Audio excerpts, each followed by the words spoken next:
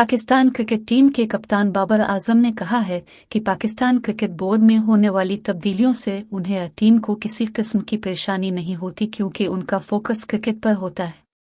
बाबर आजम ने कराची में national stadium में प्रेस कॉन्फ्रेंस करते हुए कहा कि भारत में वर्ल्ड कप खेलने जा रहे हैं, सिर्फ इंडिया से खेलने नहीं जा रहे।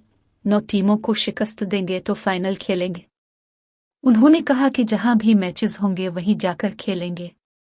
Wicket keeper batter Sarfaraz Ahmed से मुताल्लिक बाबर का कहना था कि श्रीलंका के खिलाफ टेस्ट सीरीज में सरफराज अहमद उनकी पहली चॉइस हैं, लेकिन पहले से हतमी तौर पर कुछ नहीं कहा जा सकता। उन्होंने कहा कि नायब कप्तान का प्लेइंग 11 में होना जरूरी नहीं है, प्लेइंग 11 में कंडीशन को देखते हैं, इसी तरह टीम का इंतखाब किया जाता है।